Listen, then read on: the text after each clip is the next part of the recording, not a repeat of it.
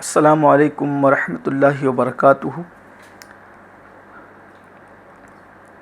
تمام شہریان مالیگاؤں سے یہ اپیل کی جا رہی ہے کہ اس وقت کرونا وائرس کی وجہ سے ہمارے شہر میں بلکہ ہمارے پورے ملک میں لاک ڈاؤن کی کیفیت ہے، اور لاک ڈاؤن کی وجہ سے کاروبار بند ہے، مذہبی اجلاس بند ہے، مساجد میں بھی محدود لوگوں کو نماز پڑھنے کی اجازت ہے، حتیٰ کہ جمعہ کا بھی یہی معاملہ ہے۔ اور اب ہمارے درمیان ایک ایسا مبارک مہینہ سایہ فگن ہونے والا ہے جسے ہم رمضان المبارک کہتے ہیں، اور یہ سارے مہینوں کا سردار ہے، اور پورا کے پورا مہینہ ہی برکت والا ہے۔ اور رمضان شریف میں ہمارے معمولات میں کچھ اضافہ ہوتا ہے کہ ہم لوگ تراویح وغیرہ کا اہتمام کرتے ہیں۔ اس وقت چند گزارشات جو ہے وہ آپ کی خدمت میں پیش کرنا ہے۔ پہلی چیز تو یہ ہے کہ ماہ رمضان شریف میں کثرت کے ساتھ توبہ استغفار کریں، کلمہ شریف کا ورد کریں، اس لیے کہ رمضان شریف میں خاص اس کی ترغیب دی گئی ہے کہ جو کثرت سے کلمہ شریف پڑھتا ہے اللہ تعالیٰ اسے اپنے محبوبوں میں شمار فرماتا ہے۔ سحری میں، افطار میں کثرت سے دعاؤں کا اہتمام کریں، کیونکہ روزے دار کی دعا رد نہیں ہوتی، دعا قبول ہوتی ہے۔ اور دعا کرے کہ پوری دنیا سے یہ بلا چلی جائے، یہ وبا چلی جائے، اور بالخصوص ہمارے پیارے ملک ہندوستان سے یہ بلا اور وبا ختم ہو جائے، اور جو بیمار ہیں اللہ تعالیٰ ان سب کو شفا عطا فرمائے، اور جلد سے جلد سارے کام کاج، سارے معمولات بحال ہو جائیں، اس کے لیے خاص دعا کریں۔ لیکن رمضان شریف میں افطار کے وقت جو ہے وہ ہم افطاری خریدنے کے لیے جو جاتے ہیں، کوشش کریں کہ بھیڑ میں جانے سے پرہیز کریں، جانے کو ضروری سمجھیں تو ماسک وغیرہ کا استعمال کریں۔ اور اسی طرح سے بہت سارے لوگ جو ہے وہ اپنی ٹیرس پر یا اپنے گھروں میں بھیڑ اکٹھا کر رہے ہیں نماز کے لیے، تو بہتر یہی ہے کہ آپ اپنے گھر کے لوگوں کے ساتھ ہی باجماعت نماز ادا کریں، گھر کے لوگوں کے ساتھ بھیڑ اکٹھا نہ کریں۔ اور تراویح کے لیے بھی آپ لوگوں سے گزارش کی جاتی ہے کہ تراویح میں بھی بھیڑ اکٹھا نہ کریں جب تک کہ حکومتی سطح پر یہ لاک ڈاؤن کی پابندیاں ہیں، اس وقت تک تراویح میں بھی بھیڑ اکٹھا نہ کریں۔ ظاہر سی بات ہے، جب ہم فرض نمازوں کو اپنے گھروں میں ادا کر رہے ہیں تو تراویح جو ہے فرض تو نہیں ہے، سنت ہے، تو اس وجہ سے اپنے گھروں میں نماز کا اہتمام کریں، اور گھر میں بھی جس بچے کو یا جس سے بھی ہم امامت کے لیے اپنے گھر کے جس فرد کو بھی کھڑا کریں، اس میں آپ یہ دیکھ لیں کہ اس میں امامت کی شرائط پائی جاتی ہے یا نہیں۔ اگر اس میں امامت کی شرائط پائی نہیں جاتی، یعنی کہ اس کو نماز کے مسائل یاد نہیں ہے، طہارت وغیرہ کے مسائل یاد نہیں ہے، تو اس کو امام بنانے سے آپ پرہیز کریں، اپنی اپنی نماز ادا کریں۔ اس لیے کہ اگر آپ نے کسی ایسے شخص کو نماز پڑھانے کے لیے کھڑا کر دیا کہ نہ اس کی طہارت درست ہے، نہ وہ نماز کے مسائل جانتا ہے، صرف وہ قرآن پڑھنا جانتا ہے، تو ایسی صورت میں آپ کی نماز جو ہے وہ ادا نہیں ہوگی، اور آپ کے ذمے پر نماز باقی رہ جائے گی۔ اس لیے گزارش ہے تلاوت قرآن کی کثرت ہو، اور استغفار کی کثرت ہو،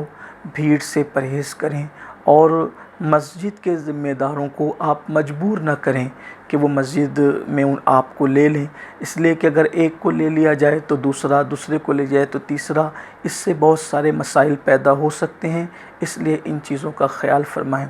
امید ہے کہ آپ تمامی حضرات ان چیزوں کا خیال کریں گے۔ اور ساتھ ہی ساتھ ایک گزارش یہ بھی ہے کہ رمضان شریف کا مہینہ غم گساری کا مہینہ، غم خواری کا مہینہ ہوتا ہے، تو آپ اپنے گرد و پیش کا جائزہ لیں، اپنے رشتہ داروں کا، احباب کا جائزہ لیں کہ کہیں وہ بھوکے تو نہیں ہیں، کہیں وہ پریشان حال تو نہیں ہیں۔ آپ ان کی بھوک کا، ان کے لیے کھانے کا، ان کے لیے لباس کا اگر اہتمام کر سکتے ہیں تو اہتمام کریں، کیونکہ اللہ کے رسول صلی اللہ علیہ وآلہ وسلم نے ارشاد فرمایا کہ جب تک تم اپنے بھائی کی مدد کرتے رہو گے اللہ تمہاری مدد کرتا رہے گا۔ اور یہاں تک فرمایا جب بھی تم کسی دن اپنے کسی بھائی کی مدد کرتے ہو، ایک حاجت پوری کرتے ہو، اس دن اللہ تبارک و تعالیٰ تمہاری 100 حاجتوں کو پورا فرماتا ہے۔ تو آپ سے گزارش ہے کہ کاروبار بند ہے، غریبوں کا برا حال ہے، لوگ پریشان ہیں، اس لیے آپ حضرات ان کا خیال کریں۔ اور افطار میں اگر آپ پھلوں کو خرید کر کھلاتے ہیں، اگر آس پاس دے سکتے ہیں تو ان تک بھی پہنچائیں، ورنہ پھلوں کو آپ چھپا کر کے لائیں تاکہ آپ کے ہاتھوں میں پھلوں کی تھیلیاں دیکھ کر کسی غریب کا دل نہ دکھے۔ ہمارے بزرگوں نے یہاں تک فرمایا کہ غریب بستی میں پھل لانے والوں اپنے پھلوں کے چھلکوں کو باہر نہ پھینکا کرو، اس لیے کہ اگر تم نے نہ دیا اور آپ نے اس کی مدد بھی نہیں کی، آپ نے پھل وہاں تک نہیں پہنچائے، اور آپ کے آنگن میں پھل کے چھلکے اگر کوئی غریب کا بچہ دیکھ لے گا اور وہ اپنے ماں باپ سے مطالبہ کرے گا اور اس وقت تو ان کے دل پر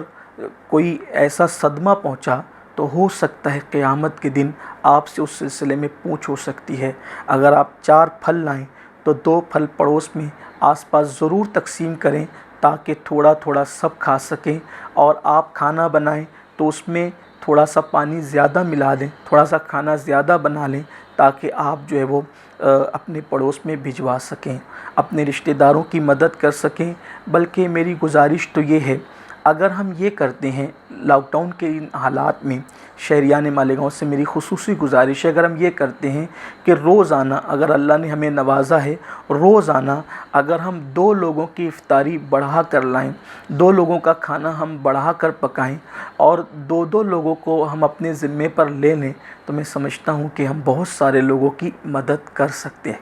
ہیں۔ اور اسی طرح زکوٰۃ بھرپور نکالیں، بلکہ زکوٰۃ کے ساتھ ساتھ آپ یہ بھی کوشش کریں کچھ پیسے زائد نکالیں اور آپ مدد کریں۔ اگر ایک محلے کے اندر مثال کے طور پر 500 مکانات ہیں اور ان میں 200 لوگ خوشحال ہیں، تو وہ 200 لوگ اگر ان 300 لوگوں کو اپنی زکوٰۃ یا اپنے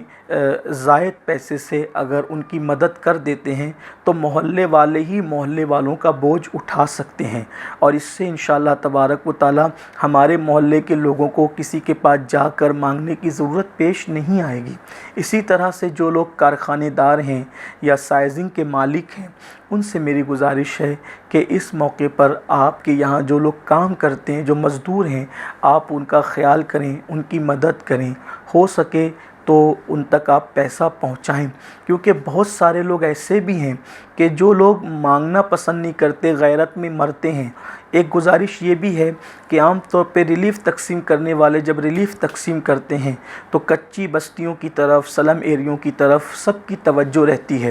پھر ایسا بھی ہوتا ہے کہ کچھ لوگ جن کو مانگنے کی عادت ہوتی ہے وہ لوگوں کے پاس جا کر کے مانگ لیتے ہیں، لیکن کچھ ایسے عزت دار لوگ ہیں، جو شریف لوگ ہیں، جو مانگنے کے لیے شرماتے ہیں اور وہ کسی کے آگے ہاتھ نہیں پھیلاتے غیرت کی وجہ سے، تو ایسے موقع پر ہماری ذمہ داری بنتی ہے کہ ہم ان کے حالات کو خاموشی سے معلوم کریں اور ان تک پہنچائیں۔ یقیناً غریب بستی میں بھی آپ جا کر مدد کریں، لیکن ایسا بھی ہو سکتا ہے کہ پکی بستیوں میں بھی کوئی گھر ایسا ہوگا جہاں کھانا نہیں پکا ہوگا اور وہ غیرت کی وجہ سے اور شرم کی وجہ سے ہمیں نہیں بول پا رہے ہیں، تو ہمیں چاہیے کہ ہم ان کا خیال کریں۔ گفتگو طویل نہ ہو، مجھے مختصر بات کرنی، لیکن ایک بات میں آپ سے عرض کرنا چاہتا ہوں، اسی پر بات مکمل کرتا ہوں۔ بات یہ ہے کہ ایک مرتبہ حضرت امام حسین رضی اللہ تعالیٰ عنہ کا ایک دوست